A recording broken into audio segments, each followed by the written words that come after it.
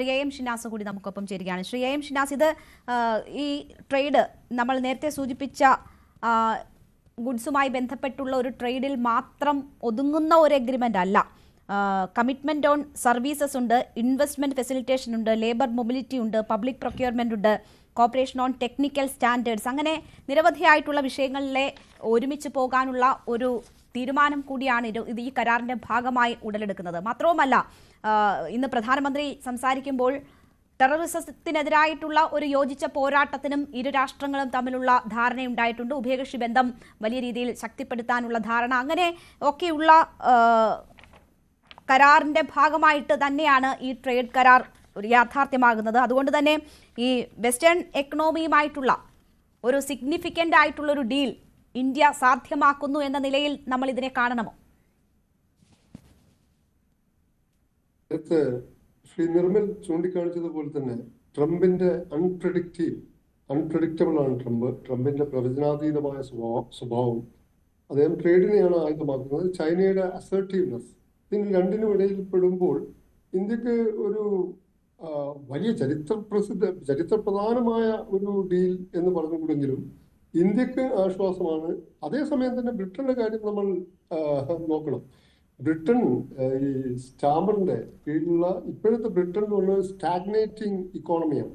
അതിനെ എങ്ങനെ ഏതെങ്കിലും വിധത്തിൽ റിവൈവ് ചെയ്യുക എന്നുള്ളതാണ് ബ്രിട്ടൻ ഭരിക്കുന്ന, UK ഭരിക്കുന്ന ഏത് പ്രധാനമന്ത്രിയുടെയും ലക്ഷ്യം. ഇപ്പൊ ബോറിസ് ജോൺസൺ ആവട്ടെ, സ്റ്റാമർ ആവട്ടെ, അപ്പോൾ വളരെ സ്റ്റാഗ്നേറ്റിംഗ് ആണ്. ഇപ്പം ഞാൻ ഓർക്കുന്നത് 1997 ഇന്ത്യയുടെ 50ാം സ്വാതന്ത്ര്യ ദിനാഘോഷത്തോടനുബന്ധിച്ച് ബ്രിട്ടീഷ് രാജ്ഞി എലിസബത്ത് രാജ്ഞി ഇവിടെ വന്നിരുന്നു. ആ സമയത്ത് അത് ഒരു ചരിത്രപ്രസിദ്ധമായിട്ടുള്ള ഒരു സന്ദർശനമായി മാറേണ്ടതായിരുന്നു. പക്ഷെ അന്ന് എന്ത് സംഭവിച്ചു?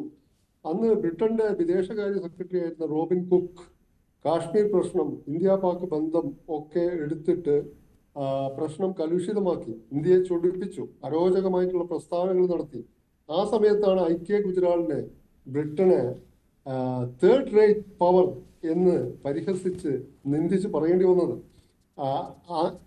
1997 മുതൽ 2010 വരെ ബ്രിട്ടൻ ഭരിച്ച ലേബർ ഗവൺമെന്റിന്റെ കാലത്തൊന്നും ഈ ഇത്തരത്തിലുള്ള ഇന്ത്യ ബ്രിട്ടൻ വ്യാപാര ബന്ധത്തിൽ കാര്യമായ മുന്നേറ്റം ഉണ്ടായിട്ടില്ല എന്നുള്ള തിരിച്ചടി മാത്രമേ ഉണ്ടായിട്ടുള്ളൂ.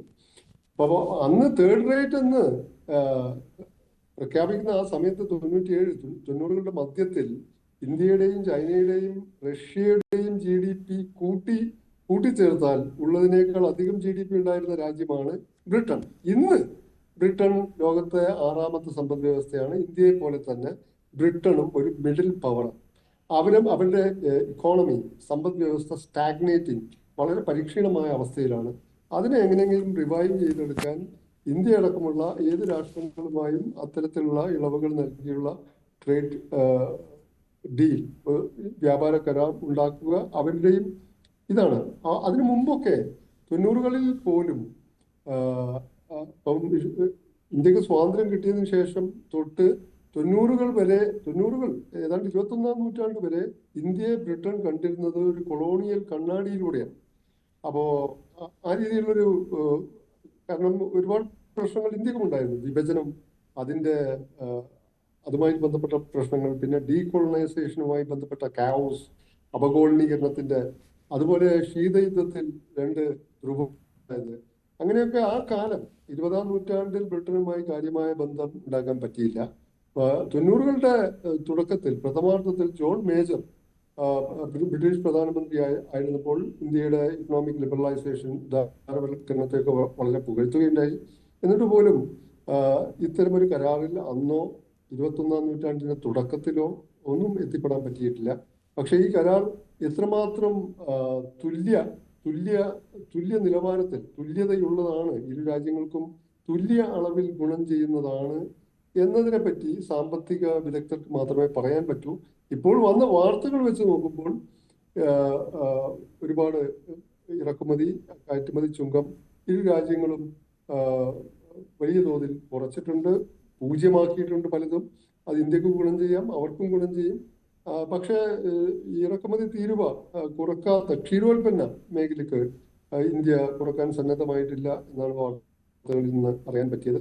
ഇത് പരസ്പര തുല്യതയുടെയും പരസ്പര ബഹുമാനത്തിന്റെയും തലത്തിൽ എത്രത്തോളം ഇരു കൂട്ടർക്കും സമതുലിതമാണ് എന്നുള്ള കാര്യം വരാനിരിക്കുന്ന സംഭവവികാസങ്ങളിലൂടെ നമുക്ക് പറയാൻ പറ്റും. പക്ഷെ ഇത് ബ്രിട്ടന്റെ ഇന്നത്തെ പരീക്ഷണ അവസ്ഥ കൂടി കണക്കിലെടുത്തുകൊണ്ട് അവർ ഇത്തരം ഇളവുകൾക്ക് സന്നദ്ധമായി എന്ന് കരുതാൻ ആണ് കൂടുതൽ ന്യായം. അല്ലെങ്കിൽ പഴയ ബ്രിട്ടൻ ആണെങ്കിൽ ഇത്ര അധികം ഇത് ബ്രിട്ടന്റെ ഏറ്റവും പ്രധാനപ്പെട്ട ഒരു ഏറ്റവും ഗ്ലോബൽ ഇതിൽ higher education, scientific research, technology ഒക്കെ അവര് ഗ്ലോബൽ ഏറ്റവും ലോകത്ത് മുൻപന്തിയിലാണ്. അപ്പോൾ ഇപ്പം ബ്രിട്ടീഷ് യൂണിവേഴ്സിറ്റികളിൽ ഇന്ത്യയും ബ്രിട്ടനും തമ്മിലുള്ള ഒരു ലവ് ഹേറ്റ് റിലേഷൻഷിപ്പാണ്. നമ്മൾ പേർത്തും ബ്രിട്ടീഷ് കൊളോണിയലിസത്തെ വിമർശിക്കുമെങ്കിലും നമ്മൾ ഉള്ളിൻ്റെ ഉള്ളിൽ ആരാധിച്ചു പോരുന്നതൊക്കെ ബ്രിട്ടീഷ് ഇൻസ്റ്റിറ്റ്യൂഷൻസിനെ, പലതരത്തിലുള്ള ഇൻസ്റ്റിറ്റ്യൂഷൻസ് അല്ല, ഒന്നാണ് എഡ്യൂക്കേഷണൽ ഇൻസ്റ്റിറ്റ്യൂഷൻസ്. അപ്പം അവിടുത്തെ യൂണിവേഴ്സിറ്റികളെ ഇവിടേക്ക് ഇപ്പം പ്രൈവറ്റ് യൂണിവേഴ്സിറ്റീസ് വരുന്നുണ്ട്, വിദേശ സർവകലാശാലകൾ വരുന്നുണ്ട്. അങ്ങനെ അവിടുത്തെ യൂണിവേഴ്സിറ്റീസിനെ ഇവിടേക്ക് കൊണ്ടുവരാനും അതേ മട്ടിലുള്ള വിദ്യാഭ്യാസം നൽകാനും ചെലവ് കുറച്ച് ഒക്കെ നൽകാൻ ഉതകുന്ന മട്ടിൽ ഈ വ്യാപാര ബന്ധം വികസിക്കുമോ എന്ന് കണ്ടറിയാം. തീർച്ചയായും 5 യൂണിവേഴ്സിറ്റികൾ ഇന്ത്യയിൽ ക്യാമ്പസുകൾ തുടങ്ങും എന്നതുകൂടി ഇതിന്റെ ഭാഗമായി വരുന്ന വാർത്തയാണ്. ഞാൻ താങ്കളിലേക്ക് തിരിച്ചെത്താം. ശ്രീ ബൈജു തിട്ടാല കൂടി നമുക്കൊപ്പം ചേരുകയാണ്. ശ്രീ ബൈജു തിട്ടാല, ഇതിപ്പോൾ നമ്മുടെ ഇവിടുത്തെ 3 പാനലിസ്റ്റുകളും സൂചിപ്പിച്ചു, ബ്രിട്ടന്റെ കൂടി ഒരാവശ്യം എന്ന നിലയിൽ വേണം നമ്മൾ ഈ കരാറിനെ കാണാൻ. കാരണം യൂറോപ്യൻ യൂണിയനിൽ നിന്ന് പുറത്തു വന്നതിന് ശേഷം, എക്സിറ്റിന് ശേഷമുള്ള ഏറ്റവും സുപ്രധാന കരാറാണ് ബ്രിട്ടൻ ഇന്ത്യയുമായി ഒപ്പുവെക്കുന്നത്. യൂറോപ്യൻ യൂണിയന് പുറത്തുള്ള രാഷ്ട്രങ്ങളുമായി, അവിടെ സാമ്പത്തികമായി മുന്നോട്ട് വരുന്ന രാജ്യങ്ങളുമായി കരാർ എന്നത് ബ്രിട്ടന്റെ തന്നെ ഏറ്റവും വലിയ ആവശ്യമായിരുന്നു. അതുകൊണ്ട് കുറച്ച് നഷ്ടങ്ങൾ സഹിച്ചും ഈ കരാർ യാഥാർത്ഥ്യമാക്കേണ്ടത് ആവശ്യമായി വരുന്നു. ഈ കരാർ ആഭ്യന്തരമായി ഏതെങ്കിലും തരത്തിലുള്ള പ്രശ്നങ്ങൾ സൃഷ്ടിക്കുമോ അവിടെ? രേണുക, ഞാൻ ഇന്ത്യക്കാരനാണ്, ബ്രിട്ടീഷ് പൊളിറ്റീഷ്യനാണ്, ലേബർ പാർട്ടിയുടെ ഇവിടുത്തെ പാർട്ടിയുടെ പ്രവർത്തകനാണ്. അപ്പോൾ ഞാനൊരു ഇതിൻ്റെ അകത്തുനിന്ന് മഴത്തുള്ളികൾക്കിടയിലൂടെ സംസാരിക്കാനാണ് ഞാൻ ശ്രമിക്കുന്നത്. കാരണം എനിക്ക് അവിടെയും ബല ഇവിടെയും ബല, ഇതിൻ്റെ ഇടയ്ക്ക് നിന്നൊരു സേഫ് റൂട്ട് എടുക്കാനാണ് ഞാൻ ശ്രമിക്കുന്നത്. എന്നെ സംബന്ധിച്ചിടത്തോളം, ഞാനിന്ന് രാവിലെ പറഞ്ഞ പോലെ തന്നെ ബ്രിട്ടനെ സംബന്ധിച്ചിടത്തോളം പോസ്റ്റ് ബ്രെക്സിറ്റ് അതിനുശേഷം ഈ രാജ്യത്തിൻ്റെ എക്കോണമി വല്ലാത്തൊരു ക്രൈസിസിലായിരുന്നു. ഇത് ഉണ്ടാകുമെന്ന് ബ്രെക്സിറ്റിന്റെ ഇലക്ഷൻ സമയത്ത് തന്നെ കൃത്യമായി പല രാഷ്ട്രീയ, പ്രത്യേകിച്ച് ഗോൾഡൻ ബ്രൗൺ ഒക്കെ കൃത്യമായി ജനങ്ങൾക്ക് മുന്നറിയിപ്പ് കൊടുത്താണ്. പക്ഷേ എങ്ങനെയോ ബ്രെക്സിറ്റ് ജനങ്ങൾ റെഫറാൻഡത്തിന് സപ്പോർട്ട് ചെയ്തു. ബ്രെക്സിറ്റിൽ നിന്ന് യൂറോപ്പിൽ നിന്നും ബ്രിട്ടൻ പുറത്തു പോയി. പിന്നീട് കാണുന്നത് മുഴുവൻ ബ്രിട്ടനിൽ കാണുന്ന, അതിനോട് കൂടി തന്നെ അതിന്റെ സെക്കൻഡ് എഫക്റ്റ് എന്ന് പറഞ്ഞാൽ ഈ കോവിഡിന്റെ ഇമ്പാക്റ്റ്, ഇതെല്ലാം കൂടി ആയപ്പം ബ്രിട്ടീഷ് എക്കോണമി ഏതാണ്ട് വല്ലാത്തൊരു ഒരു ക്രൈസിസ് സ്റ്റേജിലായിരുന്നു. അപ്പോൾ ഞാൻ ഇപ്പോഴും ഓർക്കുന്നത്, അന്നത്തെ ഡെപ്യൂട്ടി പ്രൈം മിനിസ്റ്റർ ഡൊമിനിക് റാബ് ഹൗസിൽ പറഞ്ഞതാണ്, we will attract investment from anywhere and we will do anything to attract business to anywhere from anything and from anywhere and we will attract investment from anywhere. അപ്പോൾ